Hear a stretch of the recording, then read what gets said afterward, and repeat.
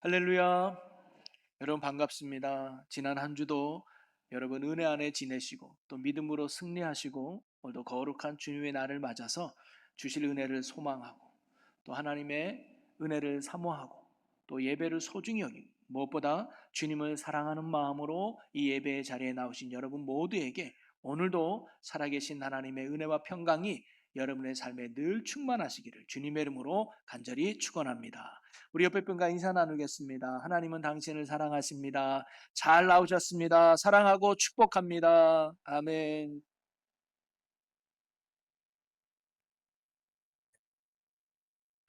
저는 오늘 보 목사님이 봉독한 본문 말씀을 가지고 가인의 표에 담긴 하나님의 마음이라는 제목으로 하나님의 말씀을 함께 나누려고 합니다. 오늘 우리가 읽은 본문 말씀은 여러분이 너무나 잘 알고 있는 가인과 아벨의 이야기죠. 그런데 우리는 가인과 아벨의 이야기를 읽으면서 가인의 지은 죄와 또 아벨의 믿음에 대해서 집중하며 이 이야기를 묵상하곤 합니다. 물론 아주 중요한 신앙의 교훈이 되기도 하죠.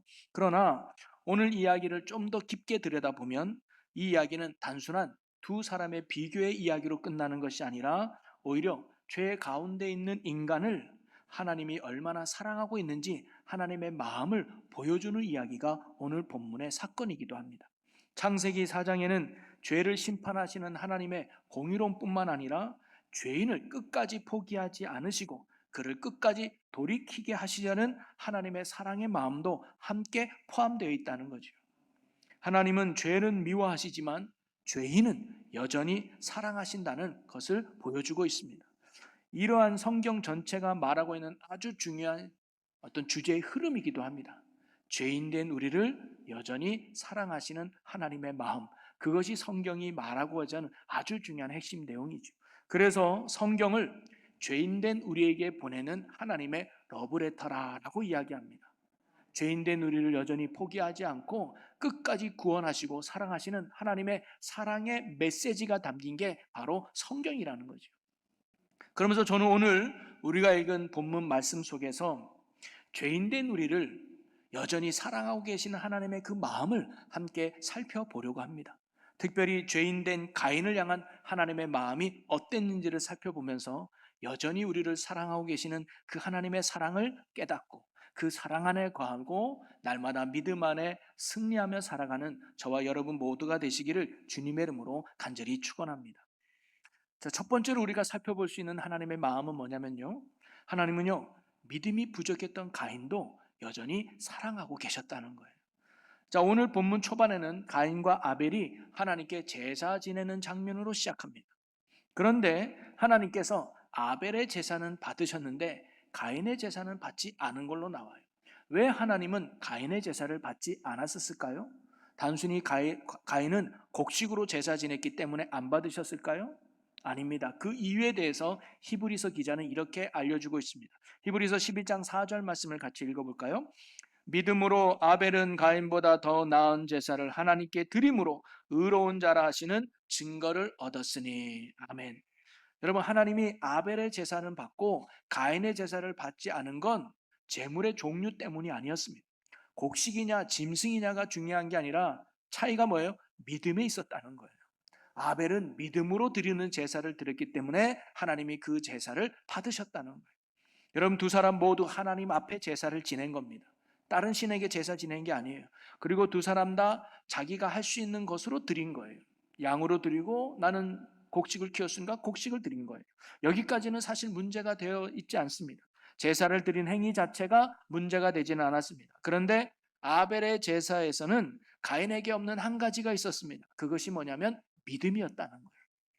아벨의 제사는 믿음으로 드린 제사였어요. 그러면 믿음으로 드린 제사는 무엇을 의미할까요? 어떤 제사가 믿음으로 드린 제사일까요? 둘 다 하나님께 드린 제사인데요. 그런데 중요한 건 어떤 제물의 종류냐가 중요한 게 아니라 제물의 질이 사실 중요했습니다. 오늘 말씀해 보니까 아벨이 드린 제물이 뭐냐면 양의 첫 새끼를 드렸다고 나와요. 여러분, 첫 새끼라는 것은 굉장히 귀한 걸 의미합니다. 왜냐하면 거기서부터 또 다른 생명이 출발하기 때문에 첫 소사는 너무 중요해요. 그런데 첫 새끼를 드렸다는 것은 아벨에게 있어서 가장 소중한 걸 드렸다는 거예요. 또 기름을 함께 드렸다는 것은 기름은 좋은 것을 의미합니다. 즉 아벨은 하나님께 가장 귀한 것, 가장 좋은 것을 구별하여 드렸다는 거예요. 왜 그랬을까요? 하나님께는 그렇게 드릴 만한 가치가 있다는 아벨의 믿음 때문이었습니다. 자, 그런데 가인의 재물을 보면 뭐라고 나와요? 단지 땅의 소산이라고만 표현되어 있습니다. 첫, 소, 첫 열매라는 표현도 없고요. 가장 좋은 것을 드렸다는 설명도 없습니다. 이는 가인이 드린 재물은요, 즉 자기 소산의 일부를 하나님께 드린 거예요. 좀 더 부정적으로 말한다면 이 가인은요, 남은 것 중에 드린 거예요. 손해 보지 않을 정도로 적당한 예물을 하나님께 드렸다고 하는 것입니다. 아니 그러면 이 두 사람의 이런 재물의 차이가 날 수 있었던 이유는 어디 있었을까요? 누구는 가장 귀한 걸 드리고 누구는 적당한 재물을 드린 이유가 뭘까요? 그것은 바로 하나님을 어떤 분으로 믿고 있느냐는 믿음의 차이가 재물의 차이로 나타났던 거죠. 여러분 만약에 귀한 손님이 여러분의 방문했다면 여러분은 아침에 먹다 남은 딱딱한 밥을 대접할 분 계시겠습니까? 아마 그럴 분 아무도 없을 거예요. 귀한 손님이 오셨다면 벌써 접시부터 다를 거예요. 귀한 접시를 꺼내서 맛있는 음식을 만들어서 정성을 다해서 따뜻한 음식을 대접할 거예요. 왜? 그만큼 상대방을 귀하게 여기기 때문 아닙니까? 즉 상대방을 귀하게 여기면 여길수록 그를 대하는 태도와 자세도 달라지게 되어 있다는 거예요. 바로 아벨과 가인의 차이는 여기에 있었습니다. 아벨은 하나님을 가장 존귀한 분으로 여겼기 때문에 그분께 드리는 제물이 달랐습니다. 그러나 가인은 하나님보다 자기 자신이 더 중요했던 사람이었습니다. 그래서 소중한 것은 남기고 적당한 것, 손해보지 않을 것만큼만 드렸던 것이 가인의 재물이었던 거지. 결국 가인의 문제는 재물의 문제가 아니었습니다. 마음의 문제였고 믿음의 문제였습니다. 바로 하나님에 대한 인식과 믿음의 차이가 예배의 차이를 만들어냈던 것이죠. 자, 그런데요, 가인의 문제는 여기서 끝나지 않습니다. 하나님이 자신의 제사를 받지 않았다는 것을 알게 되자 가인이 보인 반응이 뭐냐면 5절에 나옵니다. 우리 5절을 함께 읽어볼까요? 가인과 그의 재물은 받지 아니하신지라 가인이 몹시 분하여 안색이 변하니. 여기서 몹시 분하다라는 말은 불타오르라는 뜻을 담고 있습니다. 즉 단순한 섭섭하고 서운했다는 그 마음을 넘어서 마음속 가득히 분노가 차올랐다는 거예요. 대단히 화가 났다는 거죠. 여러분, 가인이 이렇게 대단히 화가 난 이유가 무엇일까요? 가인은요, 하나님을 사랑하기보다는 내 자신을 더 사랑했던 사람입니다. 하나님의 중심보다는 내가 더 중요했던 게 가인이었습니다. 만약 그가 하나님을 더 중요하게 여겼다면, 그래서 하나님과의 관계를 소중하게 여겼다면, 하나님이 내 제사를 받지 않았다면 가인은 하나님께 여쭤봐야 했을 겁니다. 하나님, 왜 내 제사를 받지 않아 주셨나요? 내가 무엇이 부족했나요? 내가 필요한 게 뭡니까? 그럼 나는 어떻게 해야 될까요? 라고 하면서 하나님 앞에서 내 자신을 돌아봐야 했을 겁니다. 그러나 그는 자신의 마음을 살펴보기보다는 오히려 거절당한 것에 상처받고 거절당한 것에 자존심 상하고 거절당한 것에 몹시 화가 났다는 거예요. 인정받지 못한 자신에게 화가 났던 거죠. 한마디로 가인은 하나님에 대한 신뢰, 하나님에 대한 공경, 하나님에 대한 믿음이 부족했던 게 가인이었습니다. 자, 그런데 놀라운 것은요, 이렇게 믿음이 없었던 가인을 향한 하나님이 보이신 반응이었습니다. 하나님은 오히려 상한 마음으로 분노하고 있는 가인을 하나님이 찾아가서 6절을 보니까 이렇게 말씀해요. 내가 분하여 함은 어찌 됨이냐, 안색이 변함은 어찌 됨이냐. 여러분, 하나님은 이미 가인의 상한 마음을 알고 계셨습니다. 그럼에도 가인에게 물으셨어요. 네가 분을 왜 내냐? 네가 어찌하여 안색이 변하느냐? 여러분, 하나님이 이렇게 물으신 이유는 가인을 책망하기 위해서 한 질문이 아니었습니다. 오히려 반대로 가인의 잘못을 깨닫게 하시기 위한 하나님의 질문이었습니다. 여러분, 아담과 하와가 범죄하고 벌거벗은 것을 깨닫고 두려워하여 숨어 있었을 때 하나님이 아담에게 찾아가 뭐라고 말합니까? 아담아, 내가 어디 있느냐? 몰라서 물어본 게 아니에요. 이 질문은 아담의 실상을 깨닫게 하시려는 하나님의 질문이었습니다. 오늘 가인도 마찬가지입니다. 네 안색이 왜 변했느냐? 네가 왜 분했느냐? 이것은 책망하려고 하는 것이 아니라 지금 가인의 상태를 바로 깨닫게 하시려는 하나님의 사랑의 질문이었던 것이죠. 그러면서 우리가 깨달을 수 있는 것은 뭐냐면, 여러분, 하나님은 가인의 드린 제사는 믿음이 부족하여 받지 않으셨지만 그렇다고 가인 자체를 버리신 하나님은 아니었다는 거예요. 믿음으로 제사를 드린 아벨도 하나님이 사랑하셨지만 아직 믿음이 부족한 가인도 하나님이 여전히 사랑하고 있다는 사실을 오늘 본문이 보여주고 있습니다. 바로 이것이 가인을 향한 하나님의 첫 번째 사랑의 마음입니다. 바로 믿음이 부족한 가인도 하나님이 여전히 사랑하고 있다는 거예요. 여러분, 오늘도 우리도 마찬가지입니다. 믿음으로 열심히 하는 장로님도 하나님 사랑하시지만 여전히 믿음이 부족한 우리도 하나님이 사랑하십니다. 열심히 기도하는 아무개 권사도 하나님이 사랑하시지만 일주일에 한 번밖에 기도하지 못하는 믿음이 연약한 우리도 하나님은요 여전히 사랑하고 계시다는 거예요. 그리고 하나님은 단지 사랑하는 데서 그치지 않았다는 거예요. 오늘 보니까 가인이 분노가 넘쳤습니다. 이 분노를 가지고 있다가는 더 큰 죄로 빠질 것을 하나님이 아시고 가인에게 나타나서 그를 막으시는 장면이 나와요. 여기에서 우리는 하나님이 가인을 향한 두 번째 사랑의 마음을 발견할 수 있습니다. 그것은 뭐냐면 하나님은 가인이 더 큰 죄악으로 빠지지 않도록 그를 막아주셨다는 거예요. 자, 7절 말씀을 같이 한번 읽어볼까요? 같이 읽어봅니다. 네가 선을 행하면 어찌 낯을 들지 못하겠느냐? 선을 행하지 아니하면 죄가 문에 엎드려 있느니라. 제가 너를 죄가 원하나 너를 너는 원하나 죄를 너는 죄를 다스릴지니라. 다스릴지니라. 아멘. 하나님께서는 분노하고 화가 가득 찬 가인을 그냥 내버려 둘 수가 없었던 것 같습니다. 그랬다가는 가인에게 정말 큰일이 일어날 걸 아셨던 하나님이 가인에게 또다시 찾아가서 말씀하시는 거예요. 뭐라고 말하냐? 내가 선을 행하면 어찌 낯을 들지 못하겠느냐. 이 말은 네가 내 앞에 선한 믿음의 삶을 살면 내가 너를 왜 안 만나 주겠냐라는 거예요. 물론 그의 재물이 하나님을 인정하지 않는 믿음에 없는 모습이었기 때문에 하나님이 그의 제사를 받지 않았지만 삶 속에서 하나님을 인정하지 않는 불순종의 삶을 살았기에 하나님이 그의 제사를 받지 않은 거거든요. 그러기에 네 삶 속에서 믿음으로 살지 않았기에 내가 너의 제사를 받지 않은 거야. 그런데 반면에 지금이라도 네가 다시 믿음으로 살면 내 앞에 선하게 믿음으로 살면 나는 너를 만나주고 내가 너와 함께 할 수 있어 라고 말씀하시는 거죠. 그러면서 이어서 선을 행하지 아니하면 죄가 문에 엎드려 있느니라. 이는 너가 믿음으로 나와 함께 살지 않으면 너는 죄의 노예가 되고 말 거야. 이런 말씀이거든. 가인아, 지금 내 마음의 상태는 매우 위험한 것 같아. 그 분노와 화를 그대로 두면 분명히 그 분노로 인한 죄의 열매가 너에게 나타날 거야. 라는 걱정스러운 하나님의 말씀이었습니다. 여러분, 분노 자체가 죄는 아니지만 그 분노를 방치하면 결국 죄의 열매를 맺게 된다는 거예요. 그래서 성경도 말합니다. 분을 내어도 죄를 짓지 말며 해가 지도록 분을 품지 말지어다. 그러면서 마지막에 가인에게 하나님이 이렇게 말씀하죠. 죄가 너를 원하나 너는 죄를 다스릴지니라. 이 말은요. 너의 분노가 반드시 너로 하여금 죄짓게 만들 거야. 그런데 너는 거기서 이기고 죄를 짓지 말아라. 여러분, 우리가요. 죄를 지을 수 있는 선택과 죄를 짓지 않을 선택도 우리에게 있습니다. 그런 자유의지가 우리에게 있어요. 그래서 하나님은 바로 가인에게 네 분노 때문에 네가 죄를 짓지 않기를 바란다는 하나님의 사랑의 외침이었던 거죠. 그러기에 7절 말씀은요. 가인을 향한 심판의 말씀이 아니라 오히려 가인을 살리려고 하시는 하나님의 사랑의 외침이었던 겁니다. 이는 사랑하는 부모가 자녀들이 위험한 길로 갈 때, 잘못된 길로 갈 때, 야, 너 거기로 가면 안 돼라고 외치는 그런 사랑의 외침처럼 하나님이 지금 가인에게 그렇게 말씀하고 계시는 거예요.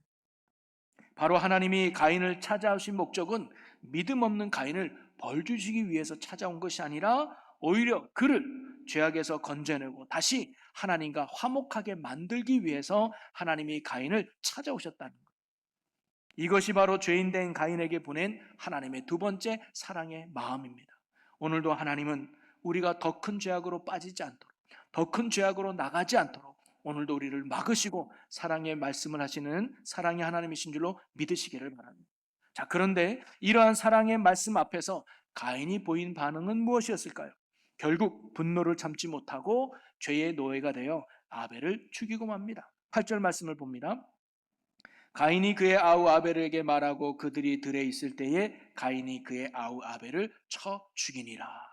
여러분, 이쯤 되면 하나님도 포기할 만하지 않겠습니까? 내 그럴 줄 알았다라고 하면서 그에게 아주 엄청난 벌을 내리고 끝낼 수도 있었을 거예요. 그런데 여기서 가인을 향한 하나님의 세 번째 사랑의 마음을 우리가 발견할 수 있습니다. 그건 뭐냐면 범죄한 가인이라 할지라도 하나님은 가인을 지켜주셨다는 거예요. 여러분, 하나님의 사랑의 경고에도 불구하고 가인은 결국 죄의 유혹에 넘어가 아벨을 죽이고 말죠. 큰 죄를 범합니다. 그런데 놀라운 사실은 이렇게 하나님 앞에 큰 죄를 범한 가인에게 보인 하나님의 반응이었습니다. 자, 9절 말씀을 한번 같이 읽어보겠습니다. 여호와께서 가인에게 이르시되 내 아우 아벨이 어디 있느냐? 그가 이르되 내가 알지 못하나이다. 내가 내 아우를 지키는 자니까. 하나님은 범죄한 가인을 다시 찾아가셨습니다. 그리고 내 이놈이라고 말하지 않고 뭐라고 먼저 물어요? 내 아우 아벨이 어디 있느냐라고 물어봐요. 여러분, 이것도 하나님이 정말 아벨이 어디 있는지 몰라서 물어본 게 아닙니다. 이미 다 알고 계셔요. 그런데 이렇게 물어본 이유는 뭐냐면 다시금 가인에게 돌이킬 수 있는 회개의 기회를 하나님이 주시고자 했던 것이죠. 그런데도 하나님의 이 마음을 모르고 가인이 보인 반응이 뭡니까? 나 모릅니다. 내가 아우를 지키는 자입니까? 라고 오히려 하나님께 거짓을 말하고 변명을 입사는 교만한 굳은 마음을 보이죠. 뻔뻔해도 이렇게 뻔뻔할 수가 없습니다. 그런데 이것이 죄가 사람을 이렇게 만든다는 거예요. 처음에는 약간 서운함으로 시작했던 이 마음이 점점 억울함으로 바꾸고, 다음에는 분노가 치밀어 오르고, 그 다음에는 폭력과 살인으로 이어지는 것이 죄의 역사입니다. 그러고는 결국 하나님 앞에서 교만한 마음이 되어서 그 말씀이 전혀 들어오지 않은 딱딱한 굳은 마음이 되는 게 바로 죄의 역사라는 거예요. 하나님께서는 결국 가인의 죄를 그냥 둘 수가 없었습니다. 그래서 죄에 대한 책임을 물으시며 그에게 벌을 내리시는데요. 12절입니다. 내가 밭을 갈아도 땅이 다시는 그 효력을 내게 주지 아니할 것이요 너는 땅에서 피하며 유리하는 자가 되리라. 공의로우신 하나님은 범죄한 가인을 결코 둘 수가 없었습니다. 그래서 그에게 벌을 내리기는 너는 이 땅에서 유린하는 자가 될 거라라고 말합니다. 유린하는 자는 되는 한 곳에 정착하지 않고 이리저리 떠도는 인생이 된다는 거 아니겠습니까? 근데 이러한 말을 들은 가인은요, 두려움에 빠집니다. 그리고는 하나님께 이렇게 이야기해요. 13절 14절을 한번 같이 보겠습니다. 가인이 여호와께 아뢰되 내 죄벌이 지기가 너무 무거우니이다. 주께서 오늘 이 지면에서 나를 쫓아내시온즉 내가 주의 낯을 배웁지 못하리니 내가 땅에서 피하며 유리하는 자가 될지라 무릇 나를 만나는 자마다 나를 죽이겠나이다. 하나님, 내게 주는 벌이 너무 무겁습니다. 내가 유린하는 자가 되면 사람들이 나를 만날 때마다 죽이려고 하지 않겠습니까? 저 너무 두렵습니다, 하나님이라고 말하는 거예요. 그런데 바로 그 순간 가인을 향한 하나님의 놀라운 은혜를 보게 되는데요. 15절입니다. 우리 15절을 다 같이 읽어보겠습니다. 여호와께서 그에게 이르시되 그렇지 아니하다. 가인을 죽이는 자는 벌을 7배나 받으리라 하시고 가인에게 표를 주사 그를 만나는 모든 사람에게서 죽음을 면하게 하시니라. 아멘. 하나님, 사람들이 만나면 나를 죽이면 어떻게 해요? 그게 네 형편이지 뭐. 니도 죽었으니까 다른 사람이 너 죽여도 너 할 말 없잖아. 네 인생 그렇게 사는 거야 라고 이야기하지 않으시고 오히려 하나님은 너를 죽이는 자의 7배나 벌을 받을 거야. 그리고 가인에게 표를 주어서 그를 만나는 사람들이 그를 죽이지 못하도록 하나님이 만들어 주신 거예요. 한마디로 가인의 생명을 하나님이 지켜주신 거 아니겠습니까? 비록 가인이 하나님 앞에 살인이라는 큰 죄를 지었지만 죄인대인 가인을 하나님께서는 버리지 않으셨다는 것을 보여주는 아주 중요한 대목입니다. 가인에게 준 표는요, 단순히 생명을 지켜주는 표가 아니라 죄인된 가인을 지켜주겠다는 하나님의 사랑에 담긴 표가 바로 가인의 표인 겁니다. 여전히 죄인된 가인을 포기하지 않으시고 여전히 사랑하고 있다는 그 사랑을 보여주는 게 바로 가인의 표라는 거예요. 우리가 생각하기에 벌받아 마땅한 가인이지만 이 땅에 없어서 또 당연한 가인이지만 하나님께는 그래도 용서하고 싶고 다시 하나님의 품으로 안고 싶은 사랑의 대상이 바로 가인이었다는 거예요. 그리고 하나님께서 가인에게 남겨준 이 가인의 표와 비슷한 게 창세기에 나오는데 그것이 바로 범죄한 아담과 하와에게 만들어주신 하나님의 가죽옷이었습니다. 가죽옷은요, 범죄한 아담과 하와였지만 하나님은 그들을 버리지 않으셨다는 것을 여전히 너희를 나는 사랑하고 있다는 것을 보여주는 게 가죽 옷이거든요. 그들의 부끄러움을 가려주는 하나님의 사랑에 담긴 옷이 바로 가죽 옷이었습니다. 오늘 가인에게 준 표도 마찬가지입니다. 비록 하나님께 큰 죄를 지은 죄인된 가인이었지만 하나님은 그를 완전히 버린 것이 아니라 여전히 그를 사랑하고 있다는 것을 보여주는 것이 바로 그에게 준 가인의 표였던 거예요. 하나님은 이처럼 심판 속에서도 우리를 향한 의뢰의 손길을 남겨두시는 분이 바로 하나님이라는 사실입니다. 이는요, 우리가 죄인이라 할지라도 우리를 향한 하나님의 사랑의 마음은 거두지 않는다는 거예요. 이것이 바로 성경 전체에 흐르는 성경의 주제이기도 합니다. 죄인된 우리를 다시 찾아와 주시는 주님, 죄인된 우리를 여전히 사랑하시는 주님, 그래서 죄인된 우리가 다시 회복되기를 원하는 사랑의 마음이 성경 전체의 주제라고 할 수 있어요. 사랑하는 성도 여러분, 사실 창세기 4장에 나오는 가인의 이야기는 옛 사람의 이야기가 아니라 오늘 우리의 이야기입니다. 가인을 향한 하나님의 마음은 바로 오늘 우리를 향한 하나님의 마음입니다. 여러분, 가인은 어떤 사람입니까? 믿음 없는 제사를 드렸던 믿음이 부족한 사람이었습니다. 또 분노를 다스리지 못했던 감정이 앞서던 사람이었습니다. 하나님의 경고를 무시했던 교만한 사람이 가인이었습니다. 그리고 결국 하나님이 싫어하는 죄를 범하는 죄인이 바로 가인이었습니다. 그런데 중요한 건 그런 가인을 하나님께서 계속 찾아오셨다는 거예요. 그리고 계속 말씀해 주셨다는 거예요. 그리고 그를 만나 주셨다는 거예요. 여러분, 가인을 계속 찾아와서 만나 주신 이유가 뭘까요? 비록 가인이 죄인되어 자신을 떠났지만 그래도 다시 죄인된 가인이 나에게 돌아오기를 원하는 하나님의 사랑 때문이 아니었을까요? 여러분, 오늘 가인의 모습이 바로 우리들의 모습일 수 있습니다. 우리도 하나님을 예배한다고 하면서 얼마나 믿음 없는 예배를 드려왔습니까? 하나님을 사랑하기보다는 나 자신을 사랑하는 게 얼마나 많았습니까? 하나님의 말씀이 앞서기보다는 감정이 앞설 때가 얼마나 많았습니까? 내 뜻대로 되지 않는다고, 알아주지 않는다고 섭섭해하고 억울해하고 분노하고 질투하며, 그래서 결국 이웃에게 상처와 아픔을 주며 수없이 살인을 범하고 있는 가인이 오늘 우리들의 모습 아니겠습니까? 벌받아도 마땅하고 하나님이 버려도 마땅한 죄인 중에 죄인이 사실 우리들 아니겠습니까? 그런데 그런 우리를 주님이 뭐예요? 버리지 않으시고 외면하지 않으시고 여전히 손 내미시고 찾아와 주신다는 거예요. 죄인된 가인을 포기하지 않으셨듯이 주님은 오늘도 연약하고 부족한 우리를 포기하지 않으십니다.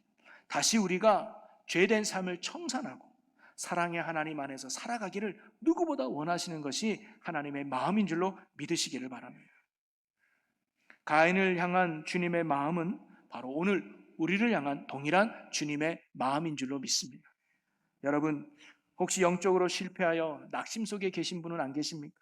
혹시 죄책감 때문에 하나님께 나가기를 머뭇하는 분은 안 계십니까?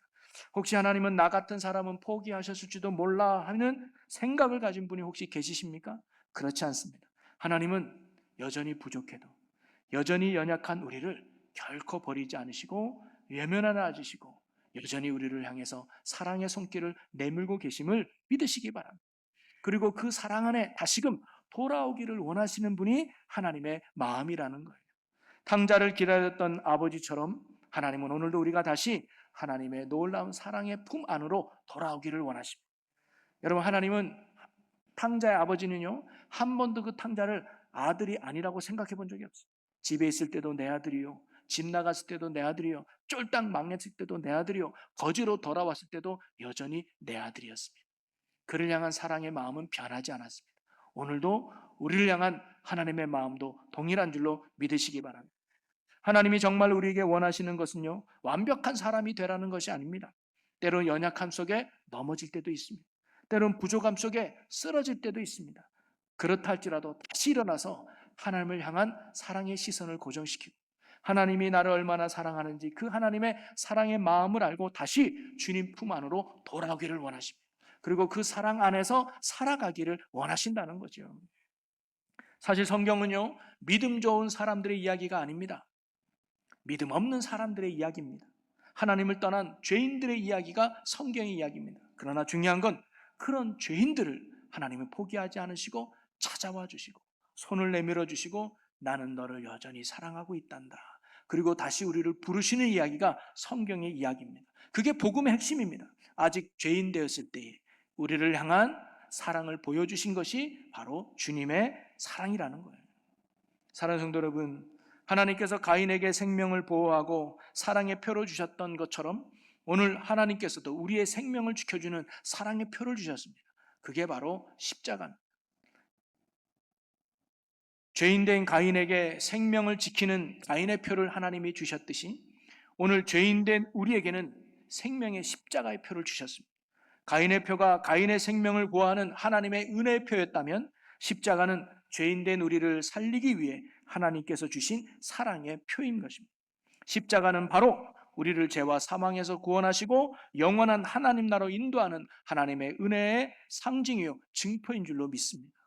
그러기에 우리가 성도로 살아간다는 것은요, 내 힘으로 살아가는 것이 아니라 나를 사랑하시는 하나님의 은혜로 살아가는 것입니다.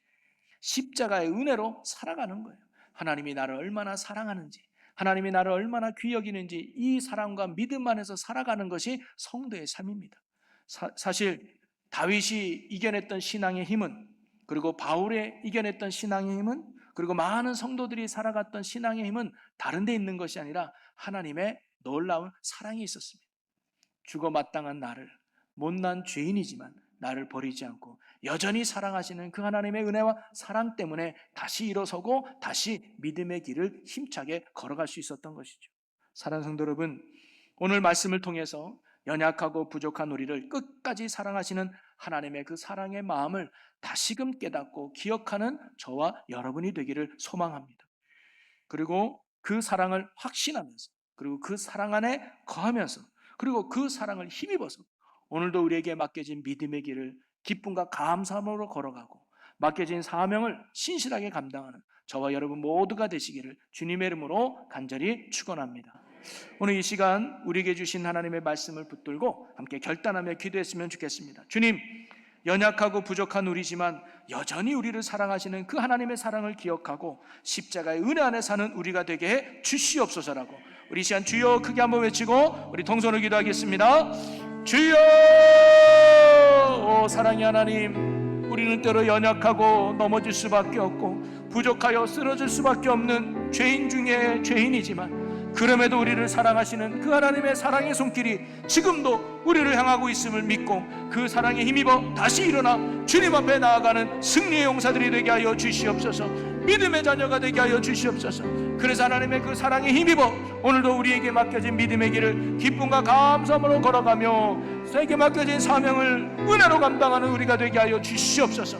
그 십자가의 은혜가 헛되지 않도록 그 십자가 은혜를 굳게 붙들고 날마다 감사 나가는 주님의 종들 되게 하여 주옵소서. 우리 안에 그 사랑이 넘치는 축복의 삶 되게 하여 주옵소서. 아멘. 이끄심을 감사합니다. 역사하여 주옵소서. 사랑과 은혜가 풍성하신 아버지 하나님, 오늘 말씀을 통해 죄인된 가인조차 포기하지 않으시고 끝까지 사랑하시는 하나님의 사랑의 마음을 알게 하시니 감사합니다.